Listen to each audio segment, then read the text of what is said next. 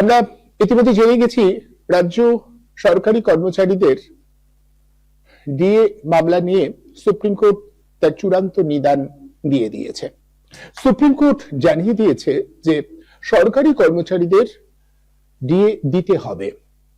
Supreme কোর্টের রায় এটাও পরিষ্কার যে সরকারি কর্মচারীদের ডিএ দেওয়ার বিষয়টি যে কোনোভাবেই সরকারের ইচ্ছাধীন নয়, তা যে সরকারি কর্মচারীদের একটা ন্যায্য প্রাপ্য, সেটাও দ্ব্যর্থহীন ভাষায় সুপ্রিম কোর্টের রায় থেকে উঠে এসেছে।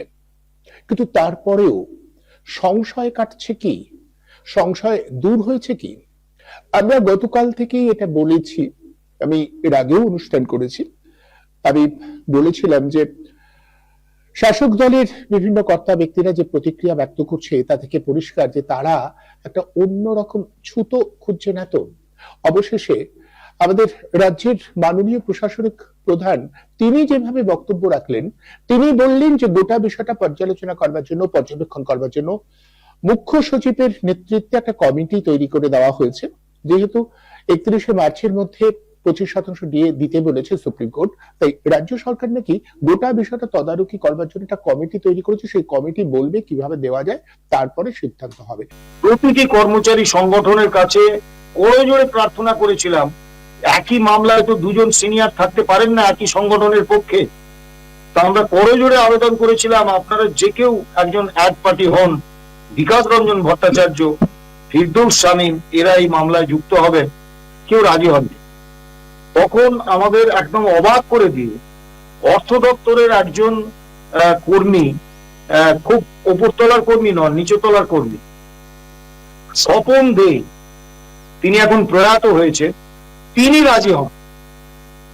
এবং তার প্রয়াণের পরে তার স্ত্রী এই মামলায় যুক্ত হন। তাদের উপর প্রবল চাপ ছিল, অনেক অত্যাচার সহ্য করেছেন, অনেক মানে ভীত সন্ত্রস্ত করা হয়েছে তাদের, কিন্তু প্রয়াত স্বপনবাবু বা তার স্ত্রী এই মামলা ছেড়ে যাননি। তাদের জন্যই কিন্তু আমরা বিকাশ রঞ্জন ভট্টাচার্য, ফিরদৌস শামীম, গোপা বিশ্বাসদের এই মামলায় যুক্ত করতে পেরেছি। কাজেই প্রয়াত স্বপন দেখে আমি কৃতজ্ঞতা জানাবো তার স্ত্রীকেও। এবারে আপনি যে প্রশ্নটা করেছেন, যারা সংশয় প্রকাশ করছেন তাদের আমি দুটো ঘটনা বলি। নিশিতা মাত্র, তৎকালীন ভারপ্রাপ্ত প্রধান বিচারপতি কলকাতা হাইকোর্টের নিশিতা মাত্রে এবং অনারেবল জাস্টিস তপব্রত চক্রবর্তীর বেঞ্চ রাজ্য সরকারকে বললেন যে এই মামলা যে 10 দিনের মধ্যে আপনারা এফিডেভিট দিয়ে জানান যে কেন্দ্র সরকার এবং রাজ্য সরকারের মধ্যে ডিএর ফারাকটা কত, এই ফারাক আপনাদের মুছতে হবে। এবং 10 দিন যায়নি, তার মধ্যেই রাজ্য সরকার 1/1/2018 থেকে কার্যকর 15% অতিরিক্ত ডিএ দিয়েছিল। এবং সেই দিনই ওনার সমর্থক সংগঠনের কর্মী সভায় আমাদের সংগঠনের নাম উল্লেখ করে, confederation of state government employees উল্লেখ করে আমাদের কুকুর, বেড়াল ইত্যাদির সঙ্গে তুলনা করেছিলেন।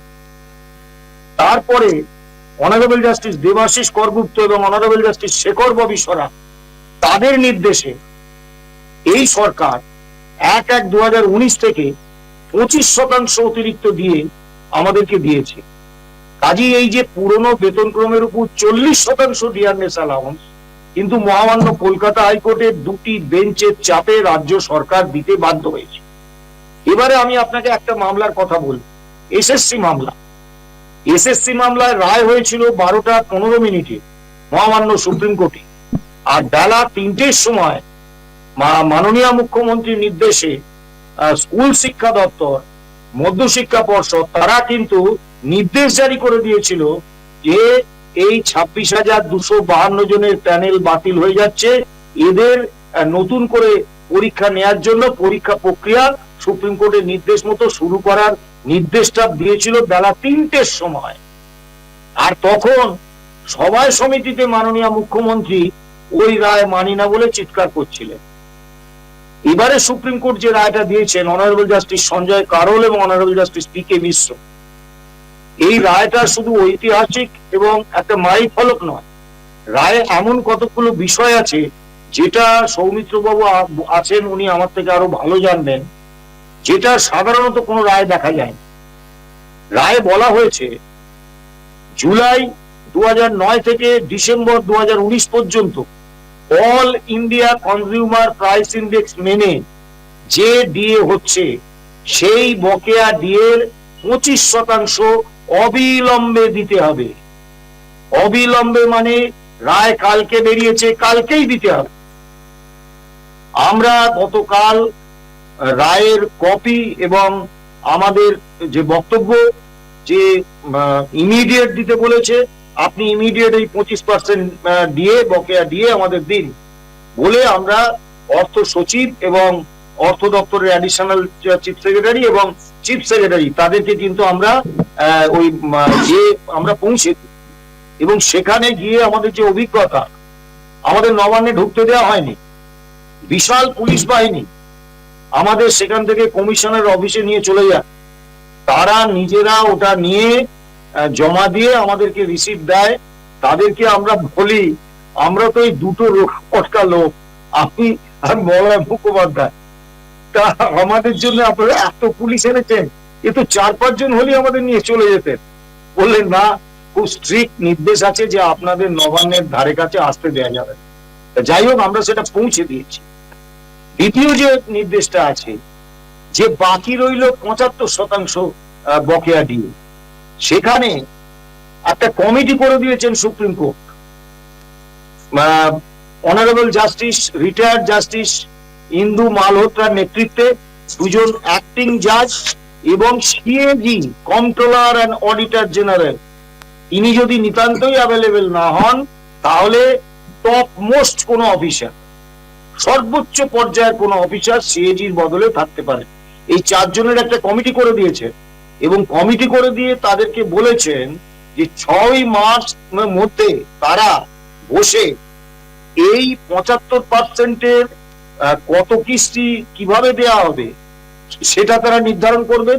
রাজ্য সরকার নির্ধারণ করবে না, এই সুপ্রিম কোর্টের যে কমিটি তারা নির্ধারণ করবে, এবং তার প্রথম কিস্তি 31শে মার্চের মধ্যে দিয়ে দিতে হবে। এখানেই সুপ্রিম কোর্ট থেমে থাকেননি, বলেছেন 15ই এপ্রিল কমপ্লায়েন্স রিপোর্ট রাজ্য সরকারকে দাখিল করতে হবে সুপ্রিম কোর্টে। অর্থাৎ এই নির্দেশের কতটা মানলেন, কতটা মানলেন না, কেন মানলেন না, কমপ্লায়েন্স রিপোর্ট রাজ্য সরকার সুপ্রিম কোর্টে দেবে। অতীতে বহু মামলার রায় হয়েছে, মহামান্য সুপ্রিম কোর্ট বলেছেন বা হাইকোর্ট বলেছে এটা হচ্ছে ডাইরেকশন, এটা আপনি কমপ্লাই করুন। কিন্তু এই কমপ্লাই করার মানে নজরদারিটা, দায়িত্বটা সুপ্রিম কোর্ট নিজের কাঁধে নিয়ে নিচ্ছেন, এরকম উদাহরণ কিন্তু খুব বেশি নেই। তার কারণ সুপ্রিম কোর্ট তার অতীত অভিজ্ঞতা, অর্থাৎ ইন্টারিম অর্ডারে অনারেবল জাস্টিস সন্দীপ মেহতা এবং অনারেবল জাস্টিস সঞ্জয় কারোলের বেঞ্চ যে 25% দিয়ে ওই রায় বেরোনো 6 সপ্তাহের মধ্যে দিতে বলেছিলেন, সেটা রাজ্য সরকার মানেননি। এইটা সুপ্রিম কোর্টের মাননীয় বিচারপতিদের মাথাতে ছিল, তাই তারা রাজ্য সরকারের উপর আস্থা ভরসা রাখেননি। তারা এটা বুঝে গেছেন যে রাজ্য সরকার গড়িমসি করবে, ওই জন্যে সুপ্রিম কোর্ট নিজে দায়িত্ব নিয়ে নিয়েছেন। এখানে আমাদেরও কিছু ভূমিকা নেই, রাজ্য সরকারেরও ভূমিকা নেই, সুপ্রিম কোর্ট নিজে কমিটি করে দিয়েছেন, এবং সেটা একটা মানে উচ্চ পর্যায়ের কমিটি, 1-2 জন অ্যাক্টিং জাজ থাকছেন হাইকোর্টের এবং সিএজির মতো অফিসার থাকছেন। কাজেই তারা কিন্তু বাকি 75%-এর যে ইনস্টলমেন্টটা তারা ঠিক করবেন সেইটা 31শে মার্চের মধ্যে দিতে হবে। কাজেই সরকারের পালিয়ে যাওয়ার আর কোনো জায়গা নেই। এরপরে যে প্রশ্ন, যে সরকার যদি তারপরেও না দেয়, এবারে যদি সুপ্রিম কোর্ট এইরকম একটা নির্দিষ্ট সুনির্দিষ্ট টাইম ফ্রেমের অর্ডার দেওয়ার পরে যদি সরকার নির্দেশ পালন না করে, সেক্ষেত্রে কিন্তু দায়টা সুপ্রিম কোর্টের ঘাড়ে এসে পড়ে। রাজ্য সরকার একটা কমিটি তৈরি করেছে, আমাদের প্রশাসনিক প্রধানের তরফে বলা হয়েছে আমরা একটা কমিটি তৈরি করেছি মুখ্য সচিবের নেতৃত্বে, তারা তদারকি করে গোটা বিষয়টা কিভাবে মীমাংসা করা যায় দেখবে। এই কমিটিটা কি, মানে আমরা এটাকে কিভাবে দেখব? রাজ্য সরকারের তৈরি কমিটি যারা যতদূর আমি একদম জানতে প্রথমেই বলি, আমি শ্যামলবাবুকে, শ্যামলবাবু আপনার সঙ্গে শেষ পরিচয় থাকলে আমি কিন্তু আপনাদের সঙ্গে লয়ার হিসেবে অ্যাডভোকেট হিসেবে জয়েন করতাম, কারণ আই ক্যান কেয়ার এনিবডি, এবং প্রকাশ্যে অন ক্যামেরা বললাম যতদূর আমার এক্সপিরিয়েন্স আছে সিভিল প্র্যাকটিসে। আচ্ছা, এই যে কমিটিটা রাজ্য সরকারের মাননীয় মুখ্যমন্ত্রী করেছেন, কারণ তিনি তো সর্বেসর্বা, তার নেতৃত্বে সবকিছু হয়, তার মাথার উপর আছেন চিফ সেক্রেটারি। কমিটির কাজ হচ্ছে একটা ভেগ ব্যাপারটা বলা হয়েছে, দুটো জিনিস বলা হয়েছে। একটা বলা হয়েছে যে এই কমিটি অবজারভেশন করবে যে কিভাবে এই বাকি 75% টাকাটা দেয়া যাবে, কিভাবে দেয়া যাবে, এবং তাদের সাহায্য নিয়েই পশ্চিমবঙ্গ সরকার সুপ্রিম কোর্টে রিপোর্টটা কমপ্লায়েন্সের। এই যে কমিটিটা করেছেন, এই কমিটিতে কিন্তু লিগাল পার্সোনাল আছে, আইনজীবীরা আছে, তারা কমিটি, তারা এক্সপার্ট আইনজীবীদের সঙ্গে, মানে আমাদের থেকেও যারা সিনিয়র, তাদের সঙ্গে আলোচনা করে ঠিক করবে।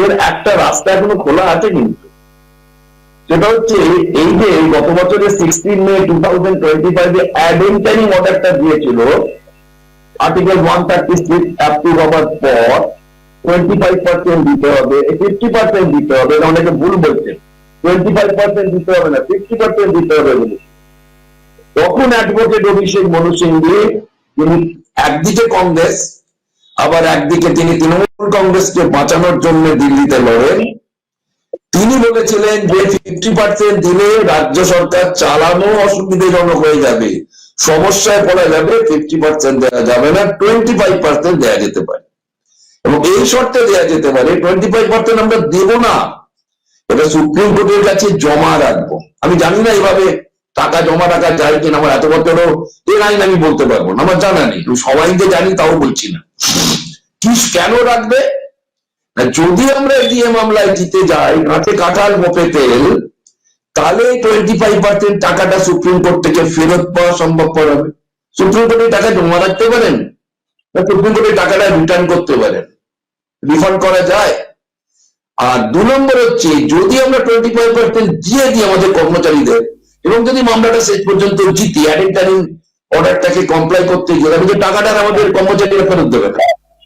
খুব সুন্দরভাবে আমি জিনিসটা বোঝাবার চেষ্টা করতে আমার লিগাল পয়েন্ট অফ ভিউ। তখন 25%টা সুপ্রিম কোর্ট এরম ভাবে ডিপোজিট রাখতে রাজি হয়নি।